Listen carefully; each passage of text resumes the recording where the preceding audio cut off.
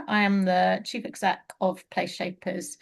Please do make the most of the next hour. Do join in, say hello in the chat as you've all been doing. It's great for us to get a sense of who's in the room. Do think about your questions that you might want to ask either of our speakers. We will come to them at the end, but I'd also encourage you through the use of the chat to share your own experiences and reflections on the work that you've been doing to design services with residents. I'll just give you a really brief overview of how the webinar is going to work today, and then I'll hand over to our two fantastic speakers and we'll get into it. Just to let you know, this webinar is part of our broader PlaceShapers learning program. So we'll pop a link in the chat so you can see what else is going on over the course of the next year. We've got some brilliant stuff coming up through our learning program, including a member visit to WHG in the West Midlands. And I know Faye is with us today, and that's happening at the end of September. Our visits are brilliant. If you haven't been on one, do come along to one in the future. They are a really great way to network and get to know fantastic place shaping organisations. So we'll pop a link in the chat to our learning and events programme so you can go and have a look at that. And then we've already got some great stuff that we've covered through our learning programme that you can catch up on, including our first podcast, which was about community centres, which given the audience today, I imagine they'll be interested in. And again, we'll pop a link to the podcast in the chat. Just specifically on today, so our learning theme for August is about designing services with and for residents. And the aim of this session in particular is to help you think about how you can genuinely design and improve services alongside residents rather than simply consulting on decisions that have already been made. We want you to leave with practical ideas, honest reflections and approaches you can adopt within your own organisation. So you may be able to, sorry if you can hear the dog, you may not be able to replicate what Ifor or Marc have been up to exactly, but I know there'll be principles, tips and advice that you can take away that feel relevant for your own organisations. As I said, we've got two fantastic speakers with us today who are going to share what they've been doing with communities to hear the voices of those that I think sometimes wrongly describe as hard to reach, and they're going to talk about what they've been doing and how the experience of the people that they've been talking to in their community shapes what they do in a really meaningful way. We're joined by Marc Rostock, who is the director of Neighbourhoods from North Devon Homes. Marc told me about the work that North Devon Homes have been doing with the Poverty Truth Commission some time ago, and since I heard about it, I've been thinking about it and trying to find the right opportunity to share it with members. So let this be a warning to you all. If you tell me something interesting, sooner or later you will end up on a PlaceShapers webinar. Please don't let that stop you. And then we're also joined by Ifor Jones, who is the CEO of Loconomy, and they are working with Pioneer, one of our members in Castle Vale in Birmingham. And Ifor is going to tell us the work they've been doing on hidden voices. We've got a lovely gang of members with us today. We've got a whole range of different roles and organisations in the audience. We've got colleagues working in housing management, customer experience, communities, resident engagement, strategy, comms, operations, leadership. Great to see such a range of people interested in this topic. We're going to hear from each of our speakers. They've both got some slides to share, and then there'll be an opportunity for you to kind of reflect on what you have heard and to share your own experience at the end. And without further ado, I will hand you straight over to Marc. Marc, over to you. Thank you, Catherine, and thanks for such a kind and generous introduction. Can I just check? Can you see those slides at the moment? Is that working okay? I absolutely can see your slides, Marc. That's working perfectly. Brilliant. Thank you. Okay, so delighted to have the opportunity to come along this morning, in spite of what Catherine said. Be really pleased, Catherine, that we had that conversation. We've invested a lot in the Poverty Truth Commission. I think it's really, really important to share those experiences, and great to have the chance to talk to colleagues across the sector this morning about that work. I wanted to do a number of things, what is my slide? There we are. I wanted to do a number of things this morning, if I could. I wanted to give you a little bit of context, really, about us in North Devon, about our partnership approach, some of the things that I think that are unusual that have allowed us to engage in this work. I want to tell you just a little bit, really, about our history of customer involvement work, so that you can see how the Poverty Truth Commission project, an initiative, fits into that. And I wanted to share more importantly, I think, really share some reflections kind of, from myself about what that project's meant, kind of, how it's worked, kind of, where we've got to, kind of, and what we're doing. I think just an aide memoir, really, kind of, for me there to make sure that I cover those things. So we exist in the Southwest Peninsula in North Devon, kind of, that 100 square miles really that adjoins the Bristol Channel. The reason that that's important is I think it's part of the reason that partnership work is so pronounced, kind of, and strong, kind of, in North Devon. We think about ourselves sometimes as being at the end of the road, kind of, the bit where people get to, kind of, before you hit the sea. And we know that the distance between Bristol, the distance between Plymouth, the distance between Exeter and the regional centres, kind of, mean that we have to work that little bit harder, kind of, with other organisations that exist and service our customers. We're a local stock voluntary transfer organisation, kind of about 3,500 customers, but that represents kind of, about 10% kind of, of the housing and the communities kind of, that exist in the areas where we work. We think about ourselves not just as a social landlord. This is really, really important to us, and I think comes from the local stock voluntary transfer kind of, piece and that geographical challenge we face.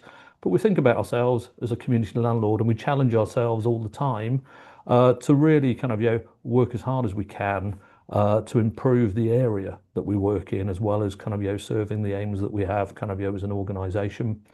Those logos in the bottom right, kind of, I'm lucky to have been involved in the first place-based partnership, One Ilfracombe. But for about 15 years now, I've been a director of One Ilfracombe, working in and around Ilfracombe to try and improve the outcomes kind of, of the town, but also kind of, the One Northern Devon partnership and the Northern Devon Futures kind of partnership, where kind of, a whole range of leaders kind of from organisations in statutory and voluntary and community groups kind of, come together to really try and push and improve that North Devon community kind of, space.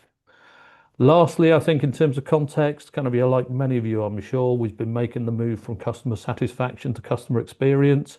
I think that's really, really important in terms of why we invested, moving from that transactional space to thinking what it really feels like to deal with us as an organisation, and increasingly to deal with the system kind of, that we're part of.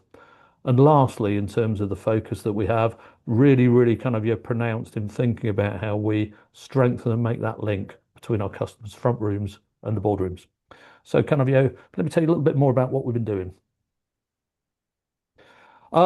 I'm not going to go through this kind of, in detail. I know it will come out as part of the slide deck, and I know it's nothing different than what lots of people kind of, do, but I wanted to try and summarize what our customer involvement approach is, kind of, what the work is that really form the foundation for the Poverty Trees Commission. We obviously kind of, have a whole range, like everybody, of customer involvement initiatives, a menu of opportunity, if you like, and I know that we will all talk about those things that we work on. And on the other side of the slide, in the blue boxes, kind of, we also have a load of things, kind of, that our board and our governance kind of, quite rightly demand of customer involvement. What we've done, kind of, at North Devon Homes, is we've brought that together into our customer board partnership, where once a quarter, kind of, we go through the business, we have a complete health check, kind of, we share with our customers really openly and honestly the things that are working, the things that are challenging us, the things that we're worried about. We consider and we receive kind of, summaries from each of those customer involvement groups with our executive team, with our involved customers, kind of, and with our board members. And we plan our customer involvement work kind of over the next kind of, over the next few months, kind of, and that comes back and that completes that cycle. I think that's all well and good, and that's all kind of, part of what I know kind of, a number of organisations are doing. We've looked kind of, at a whole range of areas kind of, through that work, some of those things kind of, in the blue boxes. But increasingly, kind of, as we became more and more aware of the economic challenges and the things that are stuck kind of, within our communities and through our partnership group, it became really, really clear to me and to us kind of, that perhaps we weren't looking at the system, we were looking at the organisation, and we were thinking from an organisation-centric perspective rather than a customer or a resident-centric perspective. And when we began to explore that notion, kind of, with our customers, they said, well, actually, you are only kind of, part of the universe, kind of, that exists. You're sometimes part of the solution. Really, really pleasing to hear that, kind of, in my role. but you are sometimes part of the problem in terms of how things get handed across, and how you engage with other organisations that part of the system. We took that debate back to our partnership space, and we began to think what are the things that we can do that hopefully can help us begin to think about how we engage and interact as organisations to serve residents, where people are trapped, where people aren't served well, and where we're not hearing those key messages that we really want to pick up, understand, explore, and try and use to develop some different and new solutions. Really lucky, I know I've said that before, but the health presence, in those partnerships led to a connection to the work of Michael Marmot, who many will know, has done a lot of work on health inequalities, in particular, an epidemiologist from UCL. And really looking at those those issues, we found the work of the Poverty Truth Commission, and we became the first Poverty Truth Commission in the southwest. I think there was one in Poole before us, but certainly as you move into the southwest peninsula, and we quite quickly from our work in Ilfracombe identified Ilfracombe as the area that we wanted to focus upon. Holiday season at the moment, everything is really vibrant and thriving, down here in North Devon. Lots of holiday makers, lots of rooftop boxes, lots of caravans, lots of tents, lots of sunshine. It's a great place to be. And that picture on the left-hand side of Ilfracombe, really depicts the holiday destination and the place, that people are visiting and having a great time in, I'm sure. But the statistics on the right-hand side, and I could have chosen dozens, but just a summary really of why we selected Ilfracombe. Poverty indicators 39% of children in Ilfracombe living in poverty, 9.4% long-term employment, housing, a really big and often poor quality private rental sector. Low life expectancy, the lowest of any rural town in England, like all coastal towns, challenged by those issues that come with low income, seasonal employment and unreliable employment. 4 times more than average, long-term health conditions, poor qualifications, poor earnings. And in fact, the healthy life expectancy in Ilfracombe is just 57 years. So we selected Ilfracombe, and we went about, launching our Poverty Truth Commission and undertaking that work. Poverty Truth Commission is basically, a framework that looks to bring people with lived experience alongside and together, with people who have the responsibility for delivering, designing, and improving services, within the area. And the first thing we did with our Poverty Truth Commission is we recruited 10 people with lived experience of poverty, from Ilfracombe. Whilst I was really keen that we had residents from social housing there, when we drove that agenda, we just waited and let ourselves see, who turned up. And I was really pleased that some of our residents, did become part of that Poverty Truth Commission. And actually, there were residents that we weren't talking to through our traditional customer structures as well. The advert was about getting people who experienced poverty, who had an interest in challenging the system, and changing things. 10 brilliant people came along, and they worked independently with a facilitator to put together a program and a launch event that was all built around the central tenet of the Poverty Truth Commission, but nothing about us without us, is for us. Those 10 people told their stories. They put an event on. They invited commissioners. They invited politicians. They invited councillors. They invited leaders from various organisations across Northern Devon to come together, and they told their story and their life story about where they were, what happened, what had led to the situation that they found themselves in, where services were helping them, and more importantly, where the system was meaning that they were stuck with no hope, no aspiration to get out of the situation they were in. A really, really moving event, and on some of the links, that we'll share afterwards, there are some videos that capture that event where the politician speaks really eloquently, councillors, are really surprised, and the connection with the honesty, and the rawness, of what customers shared with us, what citizens shared with us was really, really, really acute. So we had our 10 if you like, community commissioners. From that launch event, kind of your applications were sent to everybody in the room that said, kind of, now become kind of, you've seen that, become part of the solution, kind of, the invitation is there to become a civic commissioner, to work with those community commissioners who have lived experience, to understand this problem more deeply, and to help to begin to design some solutions, kind of, that are different from the things that we've had in place, kind of, in the past. Um, Lots of people kind of applied. I applied for a role on the Civic Commission kind of as well. Really pleased to say kind of the reason I'm here today is because I was successful kind of within that role. And one of the reasons that I was successful is because housing, as you will see, was a really, really key ingredient kind of that people surfaced where they felt that kind of the system kind of wasn't working as well as them for them as it could do. So the kind of the commission, if you like, brought those 10 community commissioners with lived experience alongside those 10 civic commissioners to build relationships, create a shared understanding of the nature of poverty in Ilfracombe, understand some of the underlying issues that create it, and to begin to explore some of the ways that we can move forward, kind of and address change. The methodology, if you like, I'm not going to spend too much time on this, but for process people, kind of was the double diamond kind of methodology. I think the really, really important point kind of in there was this was a really, really slow process. Kind of it was an iterative process as well. It wasn't something where we moved swiftly, kind of from the left-hand slide to the right hand of the slide. We spent a lot of time kind of going through facilitated discussions to understand the challenges, a lot of time to understand those kind of chronological kind of life experiences that people have had. We looked for the opportunities where perhaps kind of something could have been done that would have made a difference, and we made sure that we understood poverty in a richer sense than perhaps what we had when we came into it. Of course, we understood the financial implications kind of poverty, but some of the broader kind of issues that emerged from that work were really, really kind of meaningful and really important to us. We then spent some time kind of making sure that we understood and we could, if you like, begin to put that into areas of work where we could take it forward. And we began to develop and test out some solutions.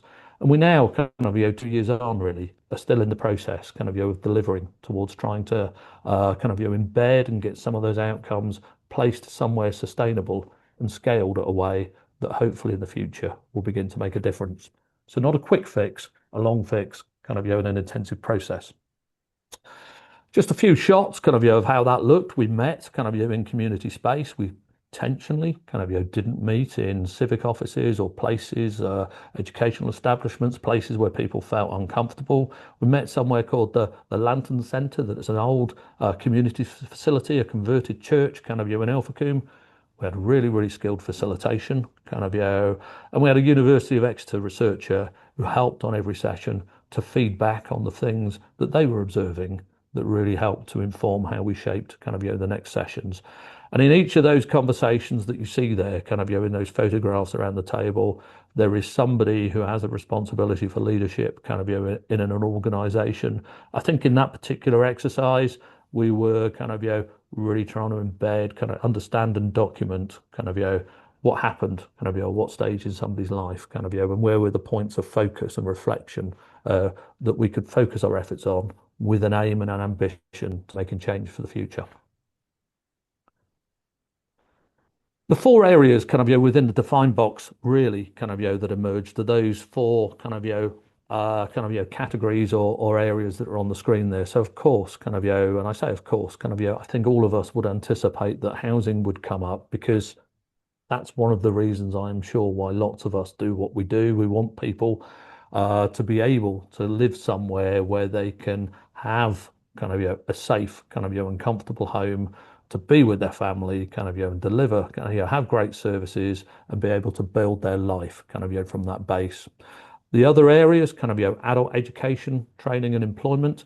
And again, one of the characteristics of Ilfracombe, I spoke about the geographical isolation of North Devon.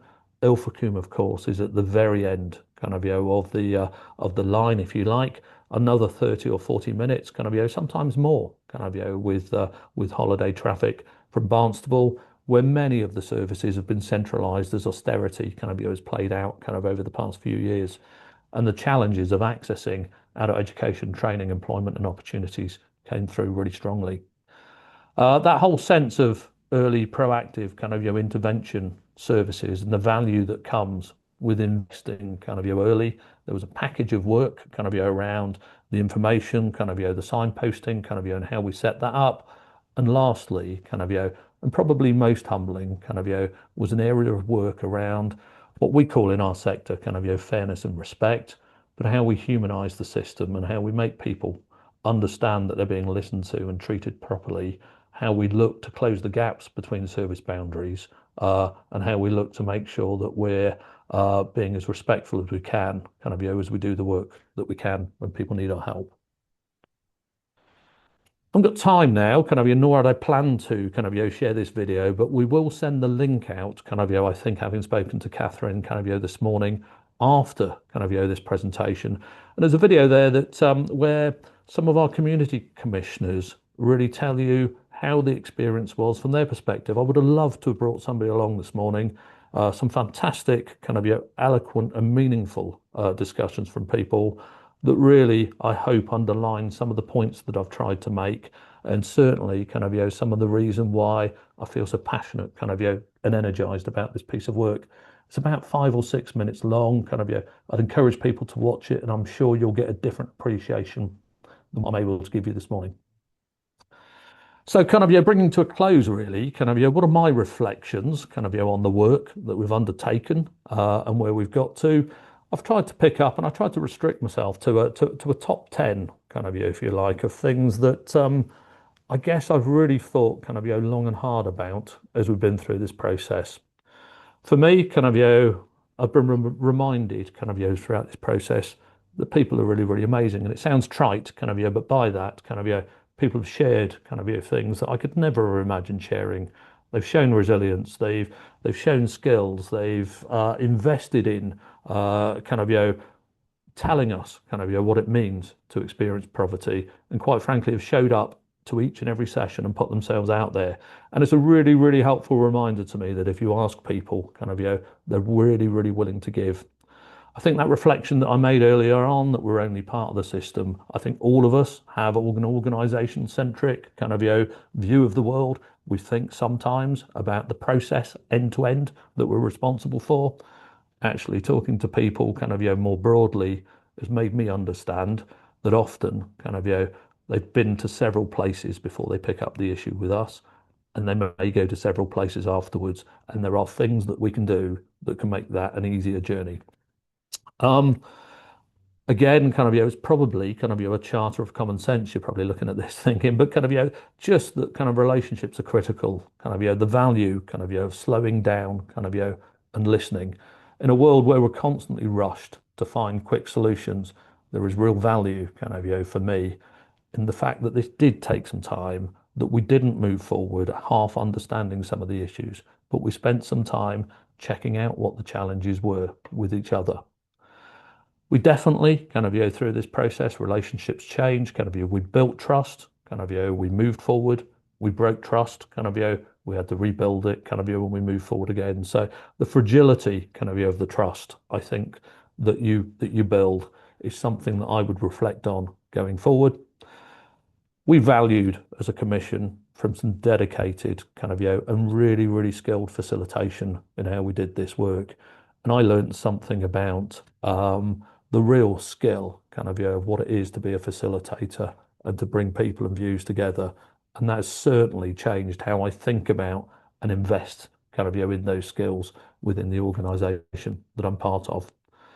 And I think kind of as we get into things that become related, kind of the desire and the need to resist the temptation to think that we as service deliverers know the answer, to move into the exciting solution space without listening and understanding and letting people help us solve it, is a really difficult but really important kind of skill. I think kind of on some of the more practical things, kind of and you'll see this from the video if you watch it, kind of people don't expect the impossible. Actually, people's expectations are to be part of kind of that journey and to come with you, and the value in talking to people in terms of how they then become community influencers, kind of really, really powerful. People know a great deal. and not everything is about cost or money. I think last kind of your point from me is what would our community commissioners say? Kind of, well, this picture kind of, on the left isn't something that I've put together. It isn't something that I found from the internet. One of our community commissioners kind of, put this visual together as part of the summary and wrap up work that we did. It's probably quite difficult to read because of the colours on screen, but the roots kind of really represent some of the causes, kind of the way that the community commissioners saw kind of the poverty problem that we were tackling. The words on the trunk recognise some of those supporting project, enabling projects that had helped them. And the branches kind of that lead to the fruit represent the attributes, the characteristics, and the things that community commissioners documented that they felt were really key for us to take forward. I look at this, I have it in my office. I look at this, I use it as a visual reminder, kind of, and I reflect every day, kind of, on that tent that nothing about us without us is for us.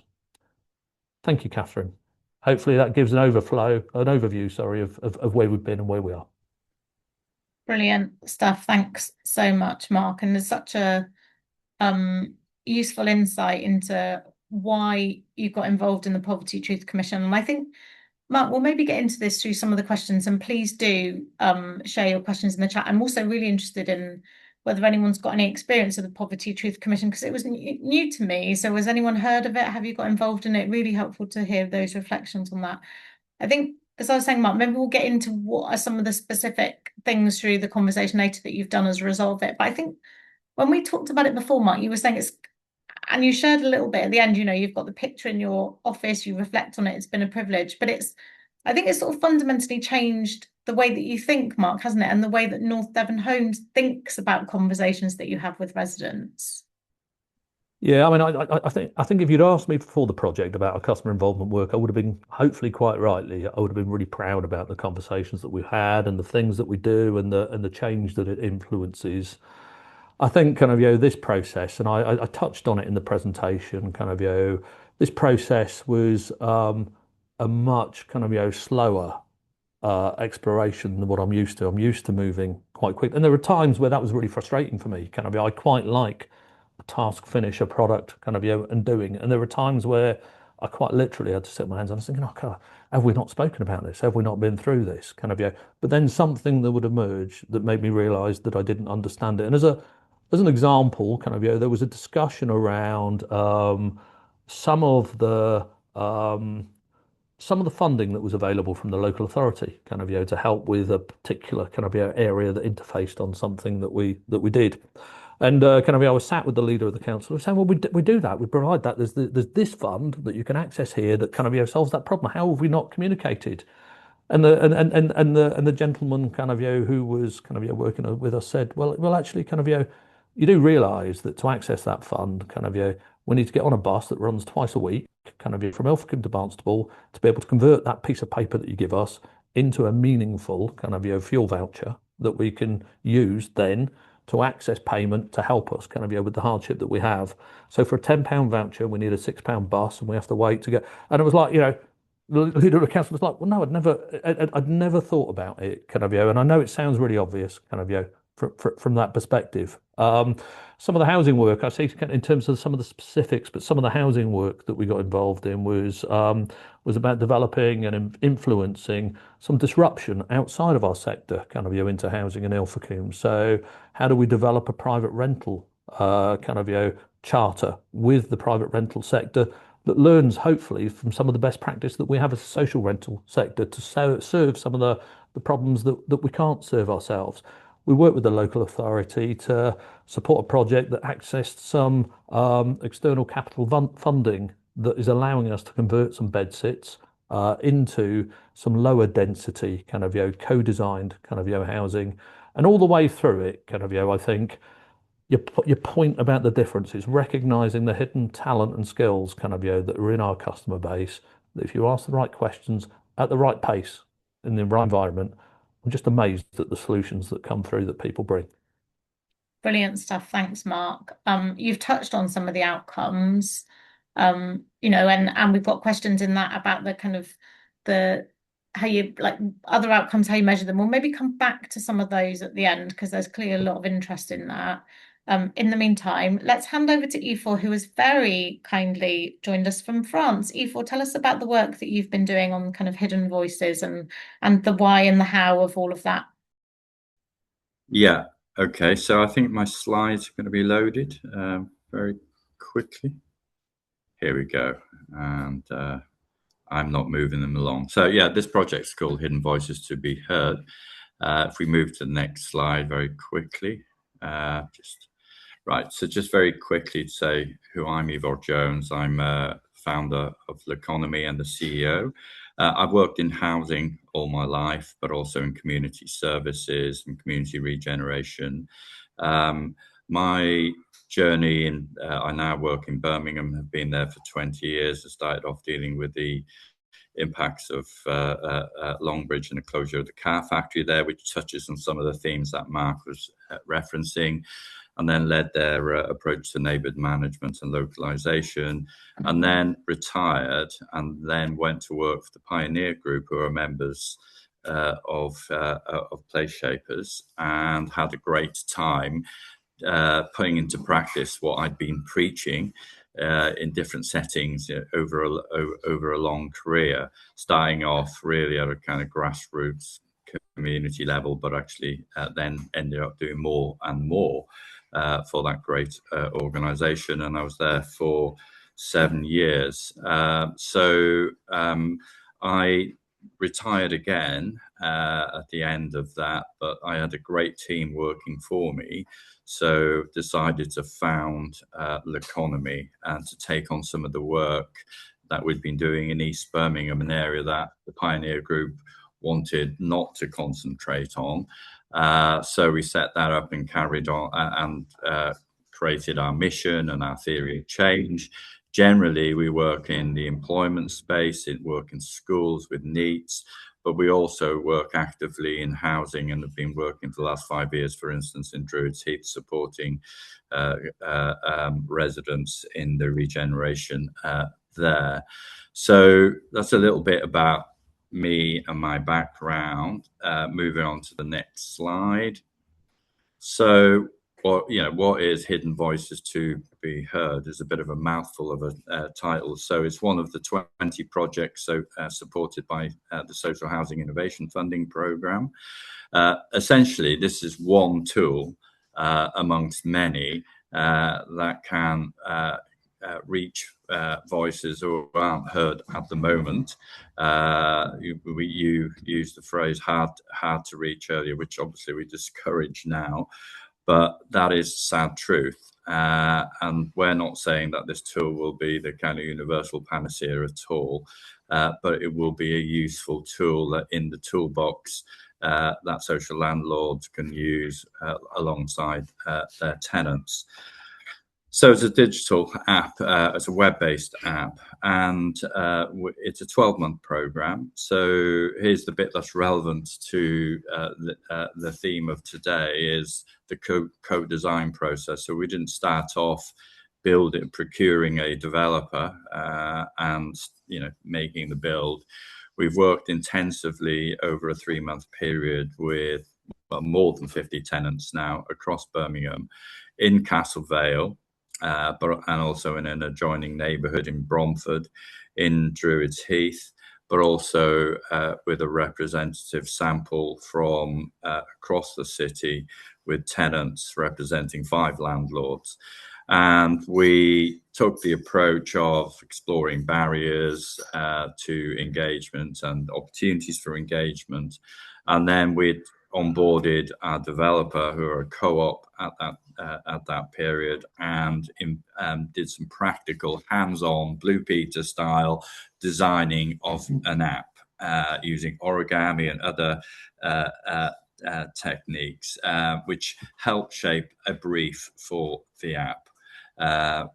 Some real kind of themes that tenants are really keen on, are particularly inclusivity, being able to raise your queries in other community languages, etc. All of those issues came to the fore. So we produced the specification, the developer society, and now now about 6 weeks into the design and build of that app. And we've been consulting also with some of the tenants that we engaged in the design process to say, make sure that they're happy with the progress of the initial design and functionality of the app. And I had a sign-off meeting with them yesterday. It's going really well. We need to present this to the MHCLG in mid-September. So we're going to be doing some not co-design, but kind of co-production testing the app with tenants at the beginning of September, when we'll have our kind of first version of it. And then we'll be going into a pilot phase. And of course, Pioneer Group have elected to be one of the 2 pilots that we're going to test the app in.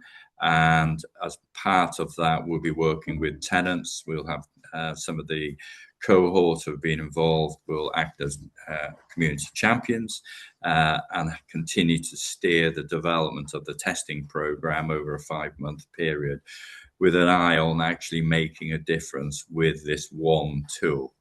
The other pilot area is Druids Heath, where we've been working, and that will be it's a challenging regeneration program in South Birmingham.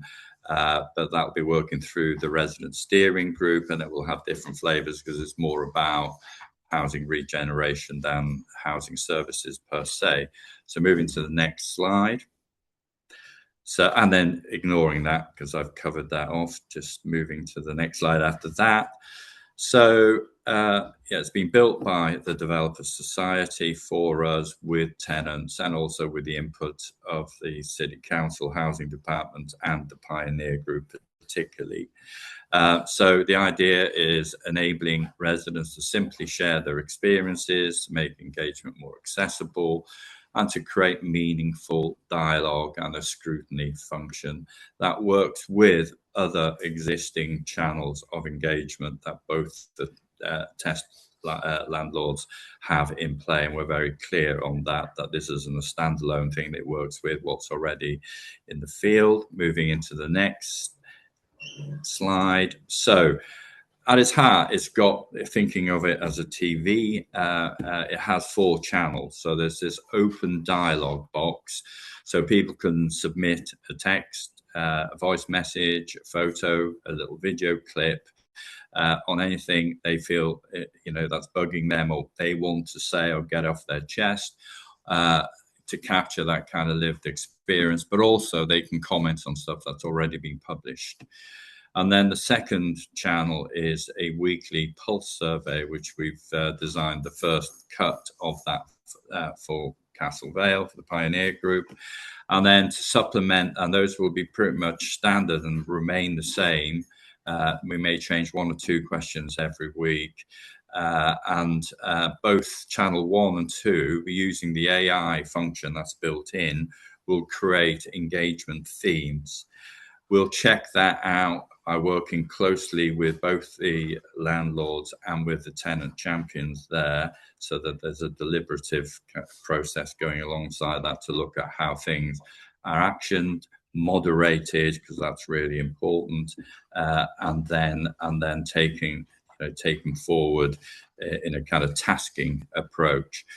Then we have a kind of meetings option, so we can create meetings and advertise that on the notice board.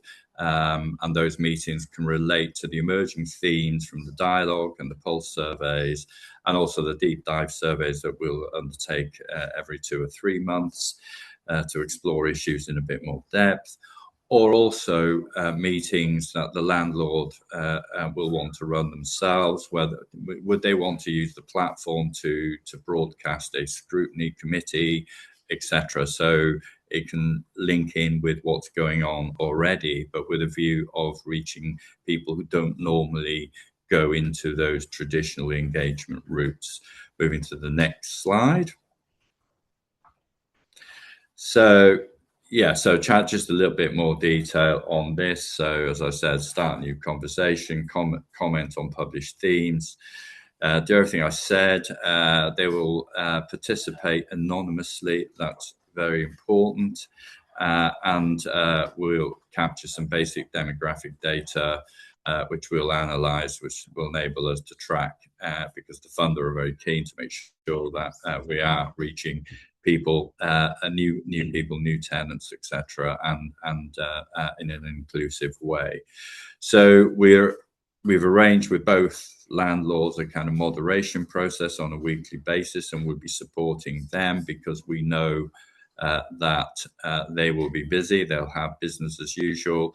So we really want to support what they do. So we will have somebody in each of the landlord settings at least half day, possibly one day a week during the testing period. We have drafted a code of engagement, which makes sure that everything that's moderated takes account of that, so we don't get abusive language. Things that you see typically on neighborhood WhatsApp applications, we make sure that people are signed up to that and are respectful. As I said, there's an AI feature in it, which will kind of blend in and create themes that you might not see through traditional routes of engagement. And then we then feed that into surveys that the landlord may want to investigate in a little bit more depth, or also use their TSMs and explore a little bit through the app what those some scores in the TSMs that they may have a concern with, to get some feedback on that. Moving into the next one. So yeah, all 4 channels and 2. So the weekly pulse survey. On top of that, we're incorporating a kind of bi-monthly deep dive to explore what people are saying on a week-by-week basis, and also the option. There's a survey option of the landlord being able to customize their own surveys and put them through the app. As I said, the notice board of meetings, we can get the meetings posted on there, set them up. They won't be as anonymous as the first 2 channels, obviously, although we won't publish attributable names on the findings from those meetings and the meeting notes. Moving on to the next slide. And I'm nearly there. Just wanted to cover off some of the additional features that are on the app. So we've got an FAQ, frequently asked questions, and on that will be a description of what the app is, what it's for, who it's for, how to use it. We'll critically have a kind of signposting mechanism so people can check out how to raise their repairs, because in the engagement process, everyone was talking about repairs, and it was really difficult to steer the conversation onto kind of an engagement discussion. So we'll be clear about what it does and what it doesn't. As I've mentioned, there's the engagement code, but we've also got an inclusion code. So effectively, we'll be able to do real-time translations as translation feature within the app. And both communities do have community languages that need to be served. And then we'll also be thinking about other needs as well, people with visual and hearing issues and so on. So we'll be designing the app itself so that it's readable for different cohorts. Then other features, I've mentioned the AI tool.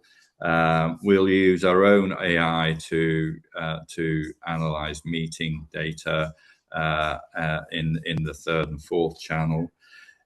A key feature of it is a "you said we did" function. So with the landlord, through the moderation process, we will update generally what's been done, and we'll also, if people sign up as individual members, provide individual feedback. It will have some really good funky metrics available on all the outputs that are generated. And the whole thing also is predicated, it's not just an app, it's a kind of tasking process where things can get done. So moving to the final, just a few indicative slides. here's the early version of the home, but this is now 2 weeks out of date. Moving to the next slide. So this is what the kind of desktop looks like. So in the your voice shapes this place. On the left hand side, that's where you post your comments, your video clips, your voice message. On the right hand side is where you complete the survey. The FAQs, the information are there. And then it's also got a mobile view, so people can use it on there. It's a downloadable app, not through the it's a web-based app, so it's not downloadable through Apple, etc. But we will have an icon and QR code, so people will be able to access it really easily and store it on their browsers. Moving on to the next few slides, fairly quickly through these. So moving to the next one. So this is the feedback on what we're hearing, so across some of the themes, which the AI will help together with the moderation process. So we're quite excited about the idea of generating themes. Then moving on. And then again, so that previously, if you retreat one slide, so it's just information on what we're hearing, so it's easily readable. People can see what's happening about their issues, etc. Moving on again. So this is a key function, is really being able to give it feedback generally and individually if people sign up to the issues that are being raised. We've got a number of KPIs, understandably. This is an MHCLG funded program. This is a key one in there. And so we're quite excited by the possibility that goes with this. And then the final slide is just a little bit on, just a bit more information on You Said We Did. And moving on to the actual final slide is the insight dashboard. It's the next slide. So we'll be able to have some easily visible, some really visual stats. We'll also be able to have some kind of narrative summaries as well on this. So this is all very mucky because it's really work in progress, and we're adding features to it. We have the opportunity to do that. We're on budget. One of the things that I'm considering doing is adding in a mapping tool to it, so people can identify in their neighborhood particular issues on a kind of neighborhood platform. And that is it.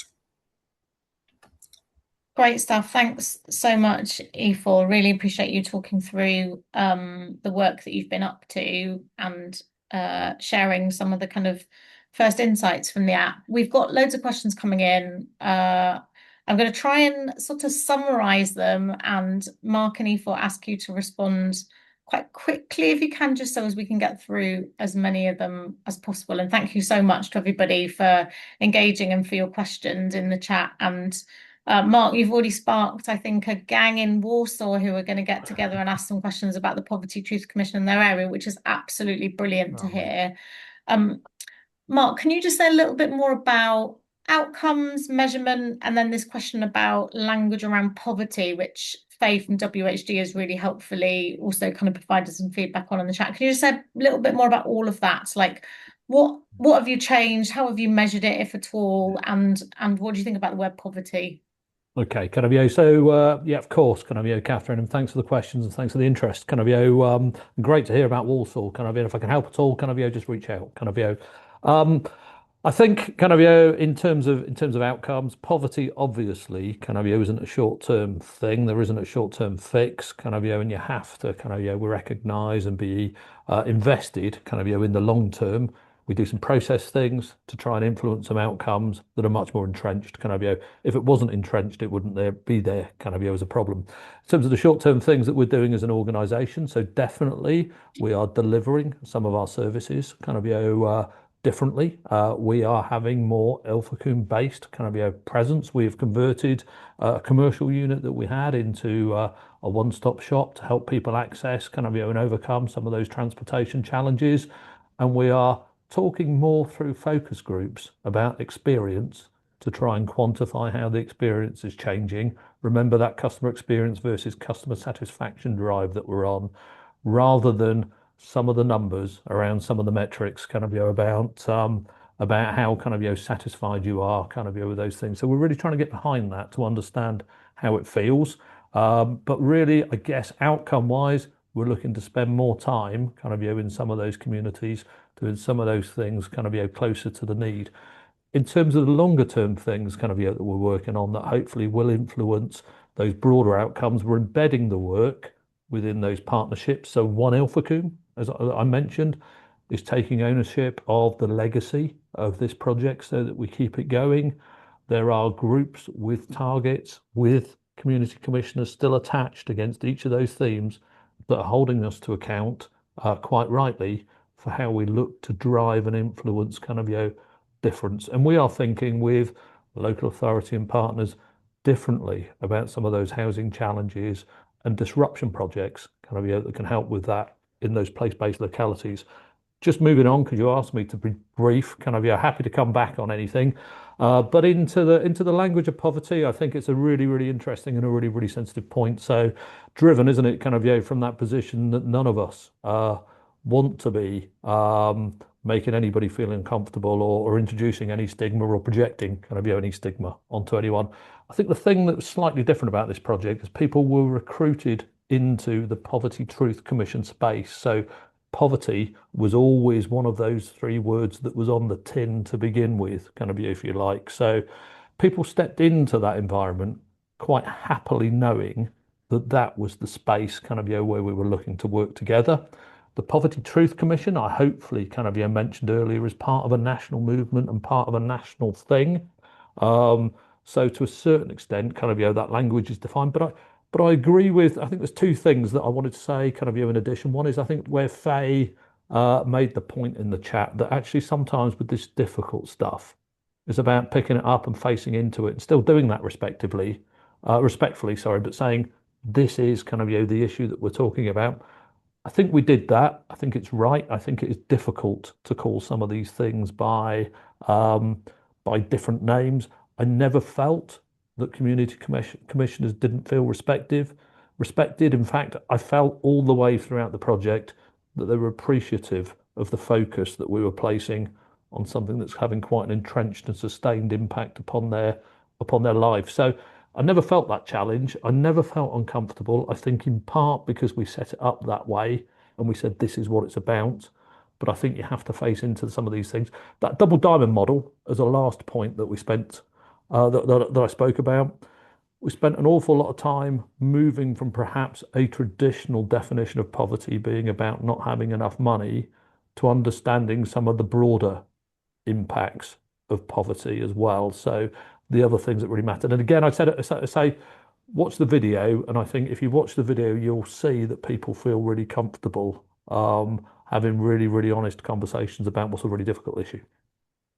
Great stuff. Thanks, Mark. Really appreciate those reflections. Ifor is very ably responding to some of the questions in the chat. So thanks for that, Ifor, because some of them I think are sort of quite technical. But I wonder, Ifor, if you could just touch on a couple of the questions, and we'll find a way. I promise people have asked those questions in the chat and following up. But I wonder, Ifor, if you could just touch on what about how does this kind of fit in with the broader landscape? Because obviously not everybody is fully digital. And I think you've mentioned this was only one of the ways of engaging people. Do you genuinely think it will help reach what you've described as hidden voices? And then can you say a little bit about the sort of, I mean, I know you've responded to this, sort of the future of the app. Can you just give us a sort of bit of a sense of the direction on this? Yeah, obviously, like in Castle Vale and Drows Heath, there is a lot of digital inclusion. So we're going to have our staff in those community settings working with the City Council and also the Pioneer Group and providing some digital support. We'll also have laptops and mobiles, etc., in those community settings as well. So that's one way in which we'll bridge that. But from our experience, we've been working with some Basils, working on an employment scheme with young women and some young men, but it's really difficult to engage face to face with that cohort who are very vulnerable and at risk, living in hostels, etc. And we found that digital engagement has worked well with that particular cohort. So it can work really well for some cohorts like that. So that's my comment in relation to that. But it's not a universal panacea. You need to work it alongside other tools in the toolbox. In terms of the next phase, so we're going to test it in 2 pilots. We then will write an evaluation report as we're required to do, and then we will hold the IP, but we would be keen to work with other housing organisations or on that from April onwards. We have it hosted for an additional year, and we're looking at ways of securing additional investment through social investment to further develop the app and improve, because we know things will go wrong in the testing period, in the pilot period, and we know we want to add some new features like the mapping one that I mentioned. So we will be live. We want to take it out to the marketplace, in April, I guess next year, after it's proven. Thanks, Ifor. Yeah, really appreciate you just wanting to. It might be, but like, watch this space. We'll kind of find the best way of connecting members with the progress that you make. Marc, I'm going to fire I'm going to fire 2 last questions at you. Really quick responses, if you can. What's been the hardest way of embedding this way of working in North Devon homes? Because it's different, right? It's a new way of doing things, as you say. Maybe the pace is a bit slower. You've got to stop and listen. What's been the hardest way of embedding this way of working? And like, because you're from a housing association, right? What one piece of advice would you give a housing association who's like, I want to move beyond some of the kind of more traditional resident engagement models to something which feels a little bit more kind of involved and in depth? What would your advice be, and anything about embedding ways of working? And you do it in 30 seconds, all the better. Okay. Let me go then. Kind of the hardest thing I think is keeping the faith. Kind of, these problems are complex. Moving things kind of, around poverty is really, really challenging. And remembering why we have a stake in the game and why we're invested, even when the products kind of, aren't coming through kind of, as quickly as we would like, living in a world of governance and everything else where, bang, bang, bang results kind of, So keeping connected to something when all of the other challenges of the world are coming through. In terms of embedding this, I think one of the really things, one of the most important products that came out of this for us internally was there was a piece of training that was put together from people with lived experience around what poverty is actually like, with some examples. We ran a facilitated training session with kind of, teams kind of, in this organisation. Amazing kind of, how that changed perceptions and thinking about what it actually means to have some of those tensions and conflicts kind of, that poverty produces. The third point kind of, in terms of the advice, the one key thing for me was real value in slowing down kind of, and I've really had to consciously force myself to not be pushing to go faster and harder and to see the value of slowing down. I guess also, and I mentioned it in my presentation, the value of skilled facilitation and how that can unlock some different things. Brilliant. Thanks so much, Marc. Really appreciate it. If we haven't got to your question, I apologise. We will, as I said, find a way of following up, and yeah, brilliant job Ifor's doing at responding to some of those questions and connecting with people in the chat. That's hugely appreciated, Ifor. Really grateful for both of you for sharing your experience so generously. I think just by the kind of level of questions in the chat, there's a lot of interest in this. I think through 2 very different approaches to hearing from those in our community that we might not typically hear from, and then acting on that feedback. Very different, one kind of more on the technical side of things, one more, Marc, on the kind of community side of things, but both incredibly helpful. We really appreciate your time. Just really briefly on follow-up, we will share the webinar recording with you, as we've said. We will share the slides with Marc and Ifor's permission, and then we will share some of the links to the work that both of our speakers referred to, including the videos that Marc said.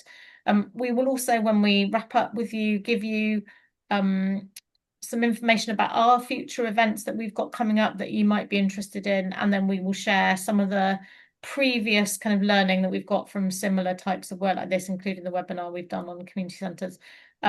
All that remains for me to say is a huge thank you to Marc and Ifor. We really appreciate your time and your effort today, and a huge amount to learn from what both of you have been up to. As I said, take this as a lesson. Do not share interesting things with PlaceShapers, because they will have you on a webinar or at a conference or on a podcast or writing a blog. So be careful what you share. But huge thank you. Thank you to all of you for joining us. Fantastic turnout today and lots of great engagement in the chat. So huge thanks to everyone. Great stuff. Have a good day.